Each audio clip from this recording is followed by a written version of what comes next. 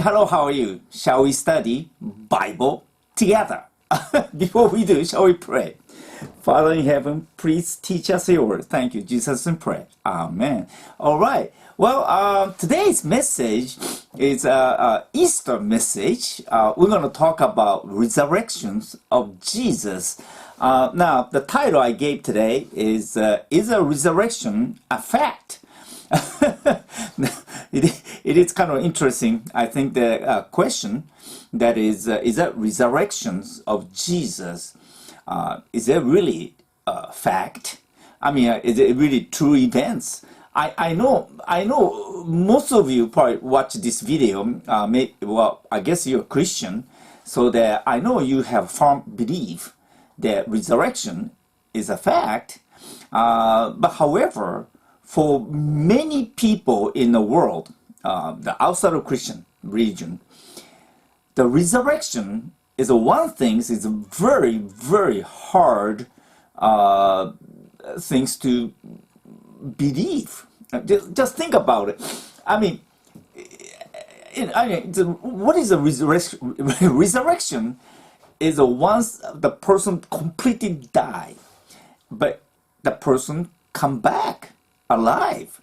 I mean, have you ever seen anything like that? That's a very hard to believe. I had the chance to, actually the eyewitness that several times the people die right in front of me, and then you can tell if a person died. You can tell that person completely dead. There's no question about. But then in case of Jesus, that after he died completely, and there's tons of eyewitnesses that they testified that he completely died. That 3 days, that's a long time, and then he come back alive. Now that, as far as I know, that never happens in the past, and actually. There are tons of religions, many religions in the world, but as far as I know, the Christianity is the only one, claims that their founder, that Jesus, came back alive. That is a very, very significant claim. And as you see, there are tons of religions, and I understand each religion have their own faith, their own understanding about what they believe, and but what's so interesting is each one of them, they believe what they believe, and then they believe what they believe is correct. And in many cases, they will say, well, others is wrong. Otherwise, all the religion would be same. But the fact is, all the religion is not same. As far as I know, for Japanese, the Buddhism is probably the one the very familiar religions. And then I had a chance to read many Buddhism sutra. There's hundreds of them, but there's a few. It's a very key Buddhism sutra, and then I bought the book here in Japan. It's one good things about coming back to Japan is that I'm able to study about Buddhism from the Christian viewpoint. And then there's the one I picked is today. I just going to introduce you just a few, but just Hokkekyo. The Hokkekyo is one of the main sutra, and then it's written like a 3rd or 4th century. But this book really claims that Buddhism is the only way. Only way, and if people do not believe in Buddhism, according to Buddhism sutra, if you don't believe Buddhism, you go to hell. I know, you'll be surprised, but so clearly, Buddhism, they do believe that they only teach that their faith, their religion is the truth, and they believe that there's only Buddhism, the only way to go to whatever they believe it, to enlighten. and then and then also according to this book, I can prove it to you, which whatever anyway, that it's written here that if you're not Buddhist, you go to hell. Now, this is a bogus claim, but we Christian, I don't know, can we laugh at the Buddhism? Because don't we say the kind of same things? I mean, we Christian will say, if you don't believe in Jesus, basically you go to hell. that's well, so I guess my point is there are tons of different religions in the world, and every one of them they believe they're right, and many cases they will finger point others that they're wrong, and then of course some of us probably would say, well, maybe we can be a friend each other. I mean, I know there are religious differences or different faith, but we don't have to fight. Don't you think? I mean, if you go to workplace and if you found, oh, you're a Muslim, I don't want to talk to you from now, and then that other guy will say, oh, you're Christian, I don't want to talk to you anymore. If it's like that at your workplace, how can you work together? I mean, you can't. I mean, if you really point, oh, you're Buddhist, I don't want to talk to you anymore, I don't want to work with you anymore. We cannot do such a thing, and we don't do that such a thing, don't you think? I mean, that's kind of crazy. And then we'll say, oh, you're a Buddhist, you go to hell. And they say, you're a Christian, you go to hell. That's terrible. But then so at the workplace or like outside of religions, we don't really talk about religions. We don't fight. We can be friendly each other. But then when we talk about religions, why we kind of finger point each other? And then, well, some people say, just like a mountains or hill, in order to reach the top, if you go from this side of the route to the top, that this religion go top, or you go to another religion, go to the top, eventually you end up in the same place. Some people say that. Some people say, oh, all the religions basically talk about to be a good person. But the problem is that every single religion is very, very different. I wish all the religions the same sometimes, but if all the religions the same, and what they believe is same, maybe there's only one religion, but then the fact is every religions are different. For example, just pick the example like a Buddhism. This book clearly said, in order to become enlightened, or in order to be a Buddha, there's a several ways to do it. This book said, the Buddhism Sutra said, for you to make a statue and pray to name of Buddha, you actually become enlightened. You become a Buddha. You become a superhuman. You understand everything. But that's quite different from us Christianity. We prohibit to worship idol. But this book said that that's one way you can go to basically heaven.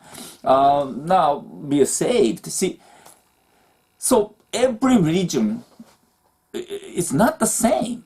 Obviously, the Muslim faith is very different from Christian faith. We Christian believe a Trinity. The Muslim friends, they don't believe Trinity. They believe one God, but it's a monotheism, and so we are. But in the completely different understanding about God. And so, every religion is different, and then each religion think other religions are very strange. Like, let me show you this photograph. This is actual picture that Jehovah Witness people standing in the street in Japan. And then I see them here in Japan quite often. Like if I go walk through the some of the major train station, quite often I see the Jehovah Witness people standing there. And then, of course, including me, many people feel, oh, that's a very strange cult religion people standing there. But you got to understand that for Jehovah Witness people, they are serious. I think they are genuinely try to really evangelize their religion to others. Now, if we Christians think that they are strange, but other people think we are strange, like the next picture, this is the actual Christian group try to evangelize people on the street here in Japan, and then for them. For majority of Japanese people are non-Christian, and then for them to look at us Christian, we look strange. I mean, and then definitely we think that we feel strange, but you have to understand that people in that religion, for them, their religion is genuine.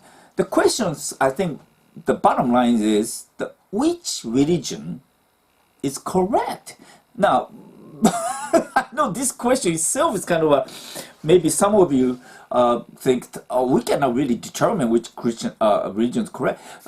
Some people will say maybe all the religions wrong, or maybe only one right, or partially each one's right. Most of all, how can you determine what is the criteria you use to say correct and wrong in terms of religions? Religion's basically based on the faith, right? So if I say, oh, you are wrong, my religion's right, but your religion's wrong, and then that person will say, oh, no, my religion's right, you are wrong. Based on each one have a different faith, and then you cannot say, oh, I don't care what you said, but I believe what I believe, and what you cannot judge me because I believe different from you, and I believe what I believe, so don't talk about my religion.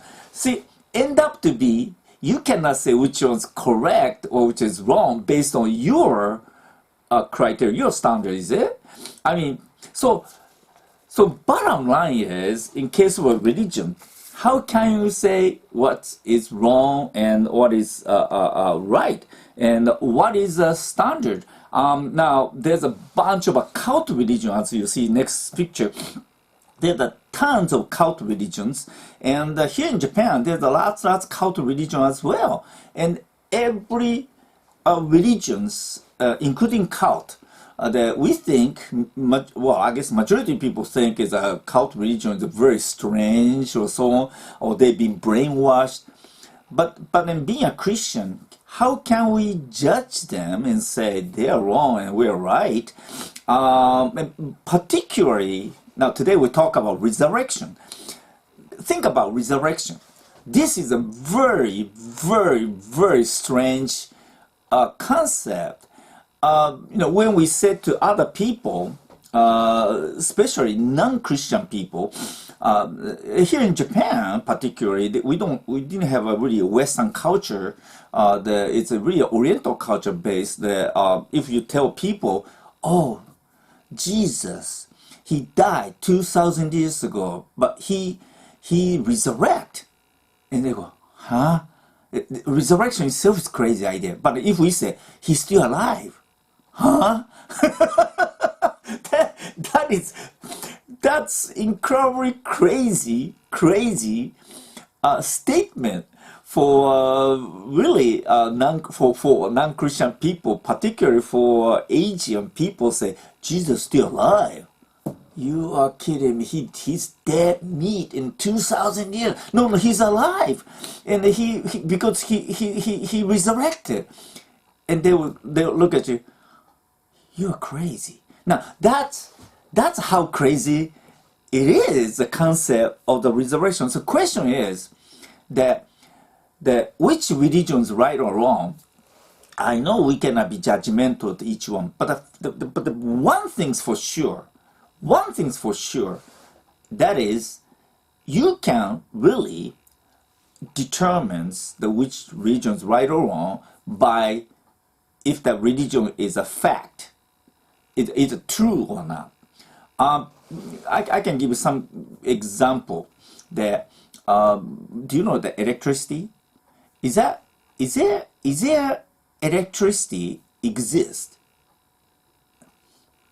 If I say such a things, you think I'm crazy, don't you think? In the 21st century, if I say, is that electric, does it exist? But if I say the same statement about 300 years ago, well, maybe 400 years ago, in a time like a Renaissance, that's not a long time ago, believe it or not. If I say that, oh, there's electricity, people back then think I'm crazy. What are you talking about? What is electric?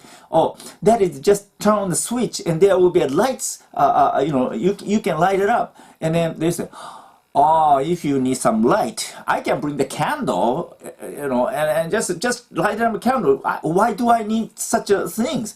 Oh, electric is very convenient. You can pump the water and you can bring the water to your own house. If you need water, we have the well in our backyard. We can take as much of the water we want. We don't need. What are you talking about? Electric? Oh, electricity. You can cook food. You can bake.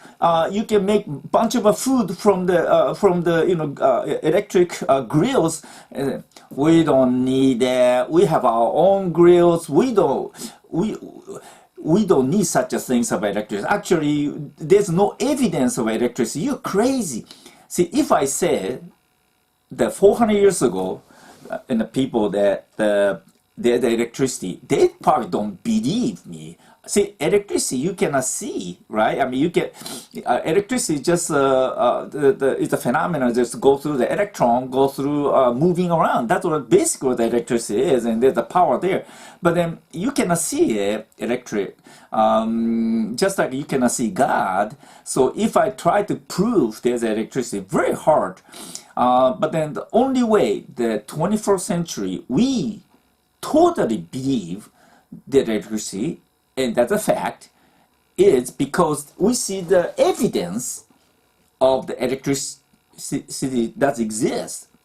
See, if it's a religion's the fact or not, especially we talk about resurrection of Jesus, if the Jesus resurrection the fact or not, we gotta take a look at the evidence. And if there is a clear evidence, then we cannot deny it. That even though the resurrection itself is a crazy idea, for our human nature, that's very hard to believe. And but if it is a fact, there's evidence. Just like electricity is a fact. It is the truth. And that's why we have tons of evidence. Now we don't doubt there's no electricity. I mean, electric does exist, and we don't have any questions about it. But just like that, the resurrection itself is a crazy idea. But then, is there any evidence? Now, how we prove or how we found the evidence of historical events such as resurrection. I found that recently there's a TV show. I think the television drama. I think it is. It's called Shogun. And that is, I think, the Japanese-based history. And so I'm a little bit interested in it. I haven't had a chance to watch Shogun on the TV or anywhere, but then what I heard is now the Shogun is kind of a big hit in the U.S. or power in Europe as well. And but I know that show is based on the history in Japan, and then particularly the Battle of Sekigahara. Now, if I talk to a Japanese person, if I say, oh, the Battle of Sekigahara wasn't even happened, they will say, what? If I say, oh, the Shogun the Tokugawa Ieyasu has not even existed. If I say such a thing, they think I'm an idiot. Now, how people knew there was a battle of Sekigahara or the historical events or the historical person that existed and it did happens, how do we know? Because we have a historical evidence. And, there's a bunch of written record. And that's how we know the historical events was a fact. The resurrection is very similar. Resurrection happens 2,000 years ago. And so for us to really confirm, to understand that really the resurrection is a historical fact, is we got to take a look at the historical data. Now, we do have two particular, we're going to talk about data. One is internal data, which means internal Christian data, mostly from the Bible. And as you understand, the Bible describes, there's a full gospel in the Bible, and excuse me, and all four gospel talk about the cross of Jesus, and also the Jesus death on the cross, and also the resurrection of Jesus. And all four gospels really written shortly after Jesus' death on the cross. Probably a book like Matthew was written only like 10, 15 years after Jesus' death on the cross and the resurrection. And then, so it is a very, very, significant information that written almost right after the events happens. And then, and also, concerned about internal data, internal evidence. Internal means within the Christian evidence that the resurrection was prophesied. Let me read Psalm chapter 71, verse 19 and 20. Your righteousness, God, reaches to the heavens. You who have done great things, who is like you, God? Though you have made me see troubles, many and bitter, you will restore my life again. From the depths of the earth, you will again bring me up.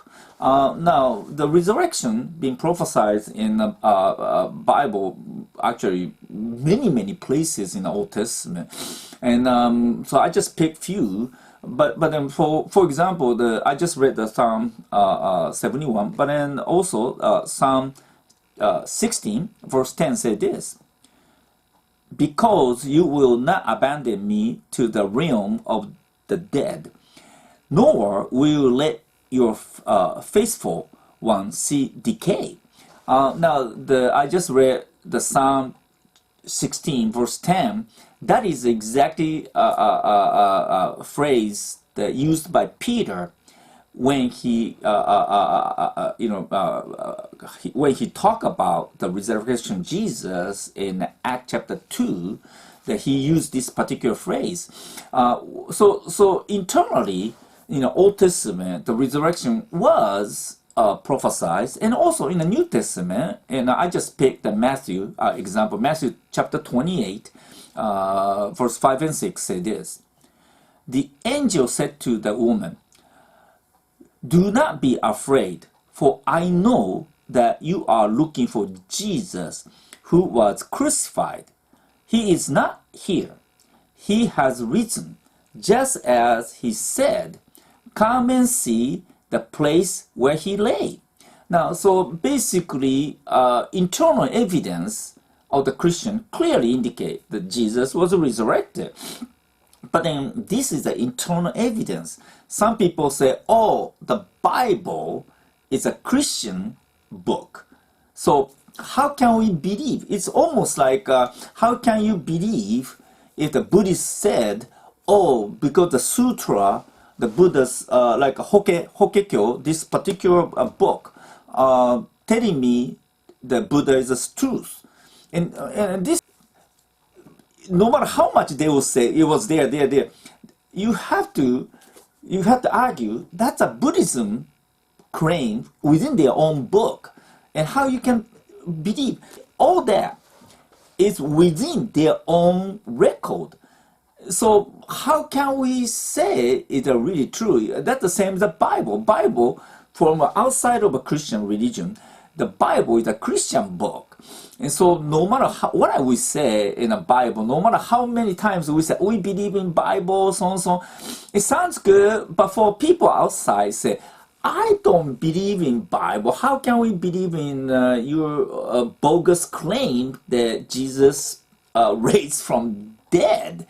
But then the issues are, if it is a historically fact, they must have outside of a Christian record, which means mostly in this case is a Roman Empire. The time Jesus was crucified and resurrected, the time of Jesus, 2,000 years ago, there is a country, the Roman Empire, it did exist, and so their record should have confirmed with the Christian record.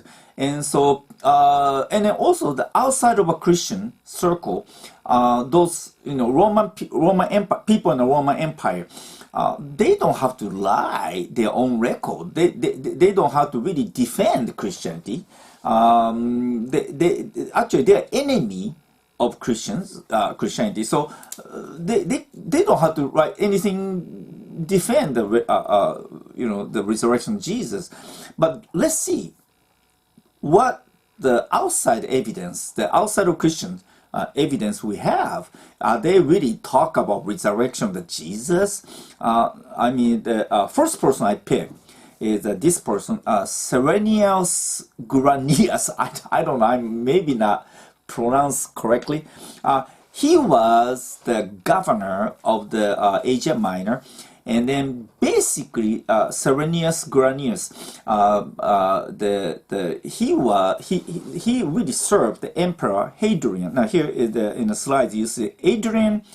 He was emperor 117 to 128 AD, and so really, when Serenius writing the letter to his emperor from the Asia Minor, he was saying that this is only like 30 years after the New Testament closed. I think it's Revelation was written somewhere around like probably 95 AD.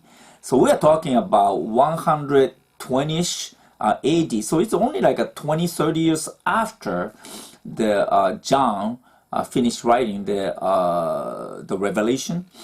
So this is very, very close to the Christian in really a first century.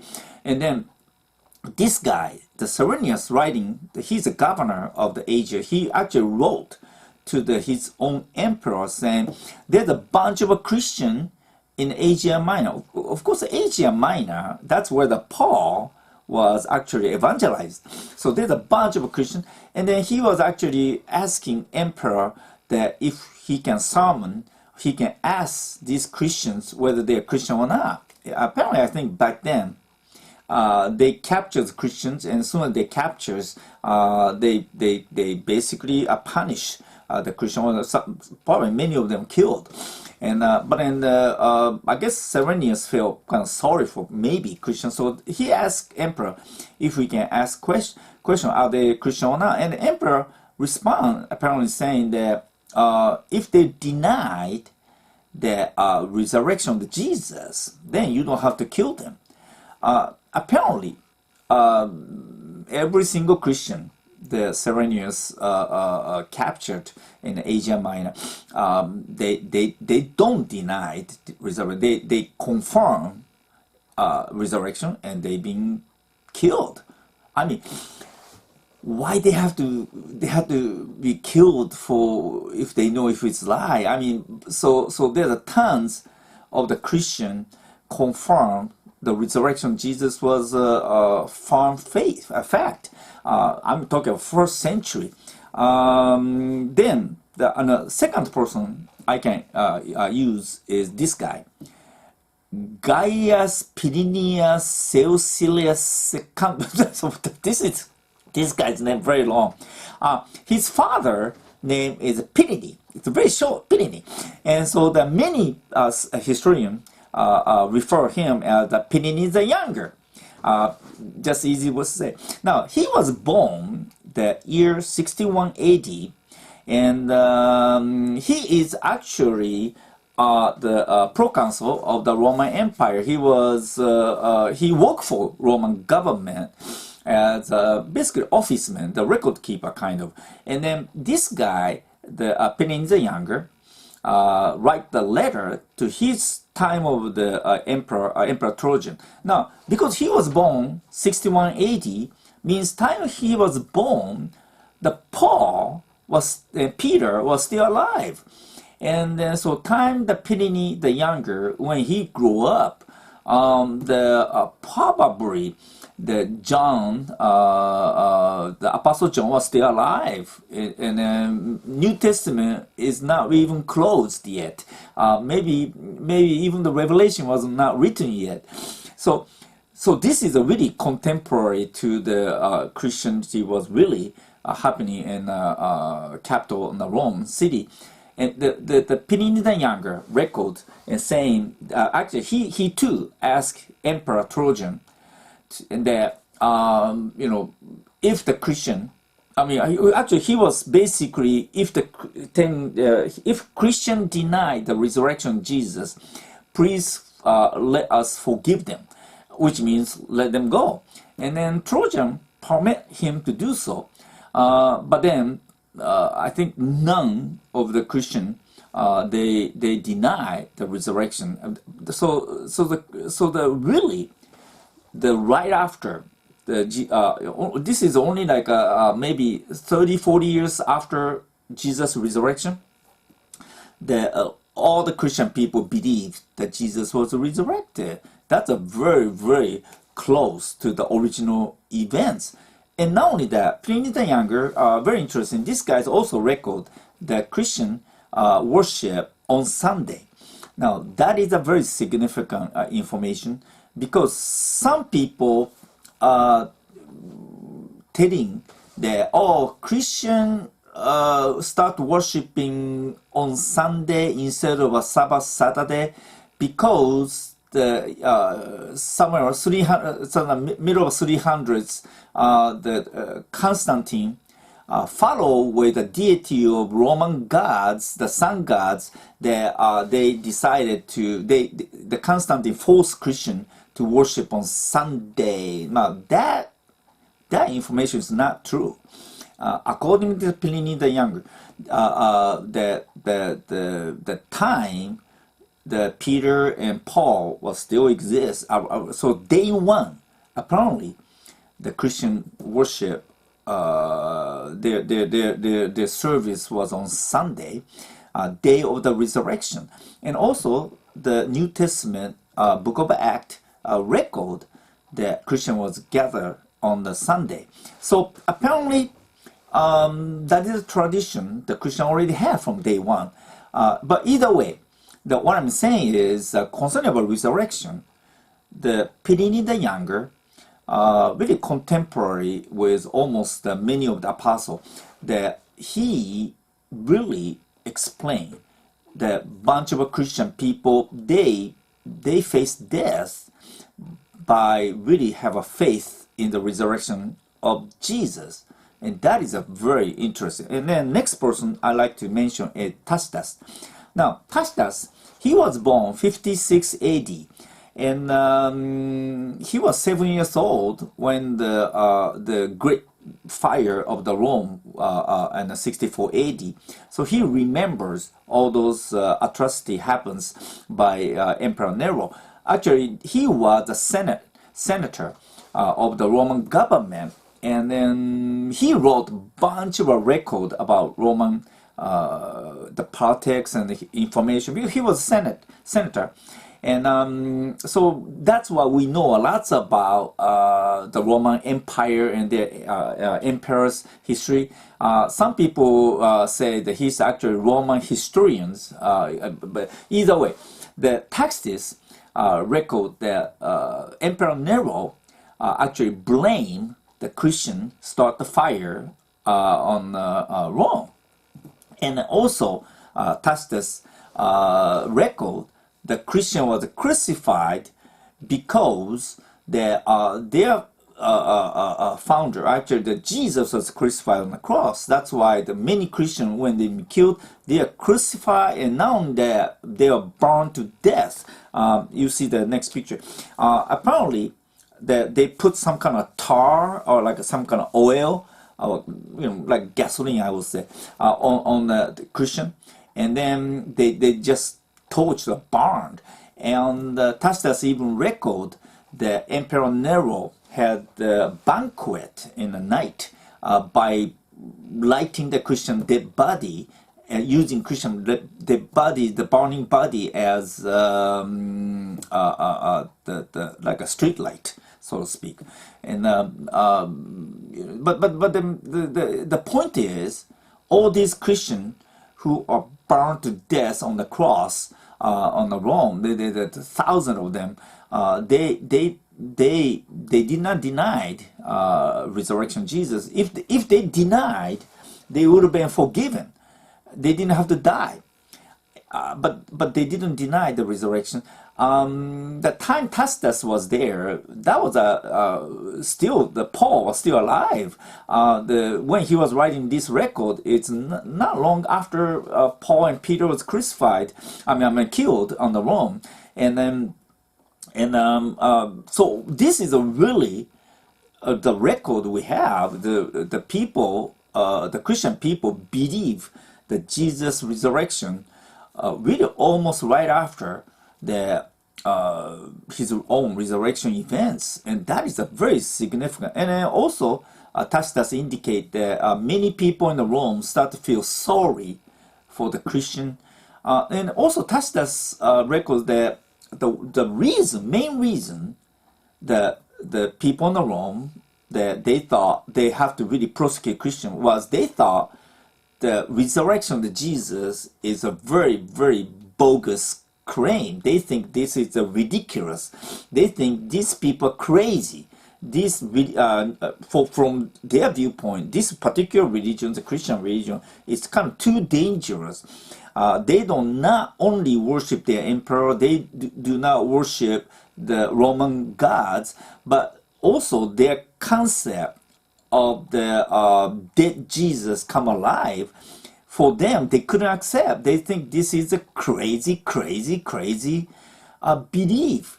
And then, but then, more they tortured and more they crucified the people, more they killed Christians and burned them to death.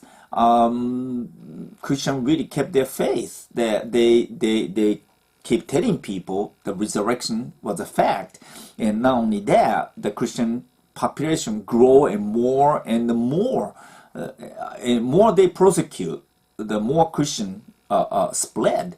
They become bigger religions, and eventually the entire Roman government kind of give up on Christianity. That they let the Christian does exist, and they have strong firm faith from day one that they claim that the resurrection did happens. Now, the last evidence outside of Christian, I'm going to point it out, is Flavius Josephus. Now, Josephus is a very interesting figure. He is he was Jewish, the leader. He was born 37 AD.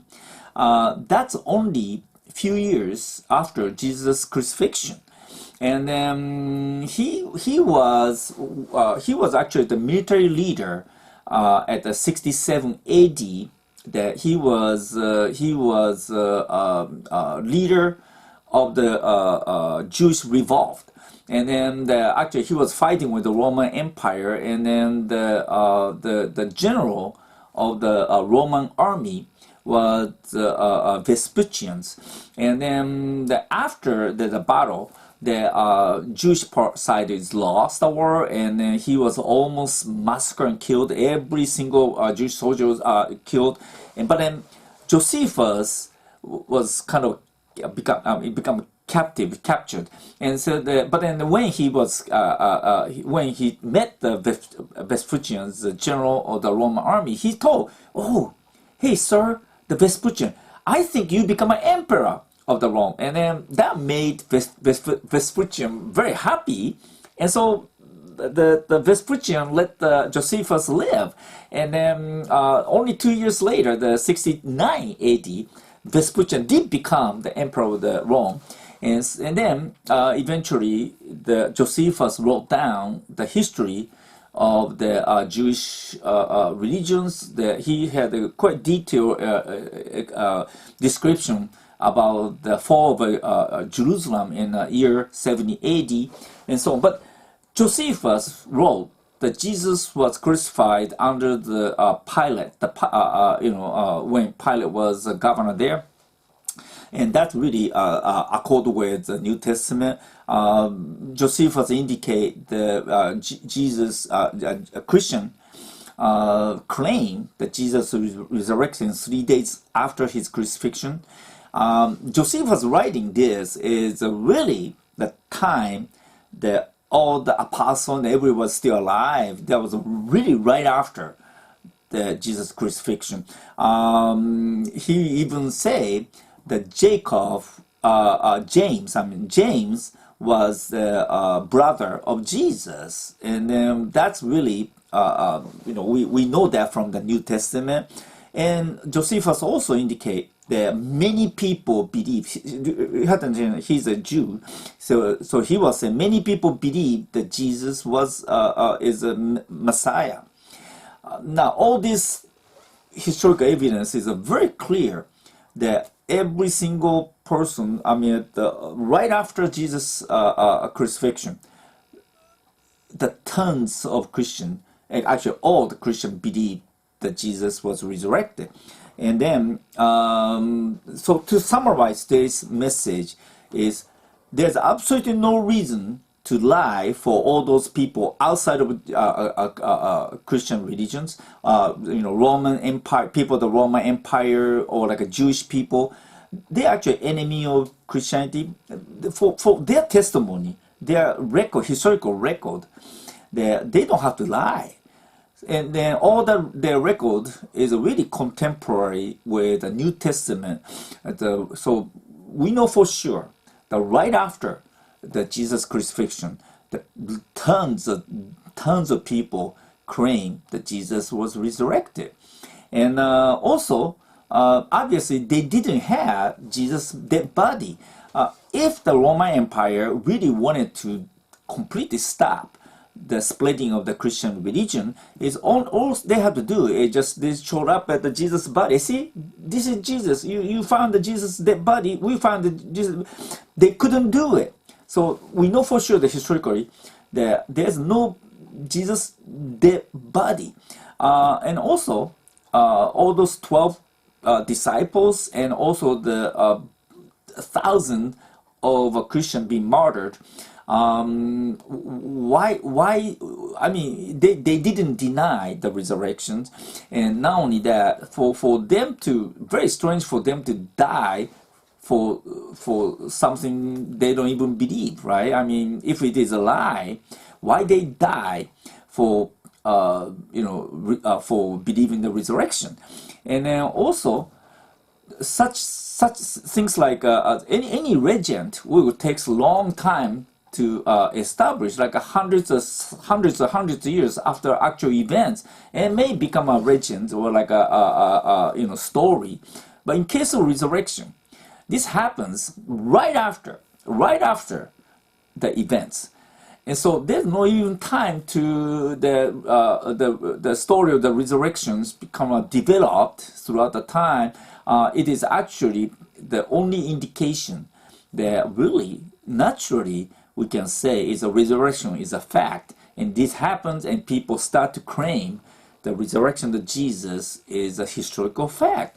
And now, after enough saying all this, what I can say is that the reason for resurrection happens in according to the Bible said this in the Act chapter 17 verse 31. It said this: "For he has set a day when he will judge the world with justice by the men he has appointed. He has given proof of this to everyone by raising him from the dead."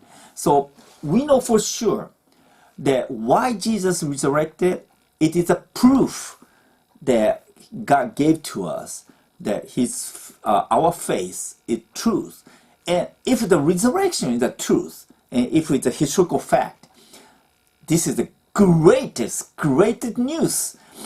Because if the resurrection is true, then his second coming must be true, and entire Christianity's claim on the what we say is true, which means there is a way that we don't have to die anymore. We have a great hope that we don't have to worry about death. The issue of us dying, that problem is gone from us human, that we have a way to live forever and ever and be happy together with God. And this is a significant event. And so on this Easter Day, that I have to really point it out. There's tons of historical data. I mean, proof that Jesus' resurrection was historically true, in fact. And from that, I can say that we have our faith and our religion. It does have very clear historical fact to support our faith. Thank you. Shall we pray? Father in heaven, thank you for you teaching us your word. And thank you for today's message. Thank you, Jesus. We pray. Amen. All right. You take care. Have a nice day. Bye-bye.